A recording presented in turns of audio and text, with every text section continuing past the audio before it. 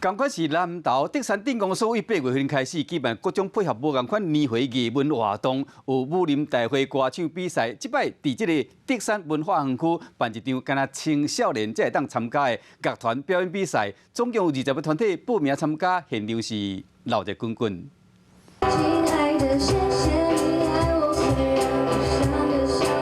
选手真深情来唱比赛歌曲，这些选手其实拢是学生，提麦克的姿势看起来拢真有自信。我们的乐器是有木吉他跟木响鼓，然后这是准备时间，因为真的非常短，所以我们就准备了3天，有点赶，然后就希望可以就尽力表现就好。透过乐团表演比赛，提供少年人一个舞台会当表现，让学生在过程当中增加兴趣，嘛会当用音乐来交朋友。因为可以让我们年轻人有一个机会，可以有舞台可以表演，也希望竹山能多办这种活动，然后也很希望大家能都来参加。竹山一直在这个文化艺术方面的话琢磨，希望能够找出各个年龄层他所需要的一些文化艺术出来。希望透过这个活动，会当来提升德山镇的艺文气质。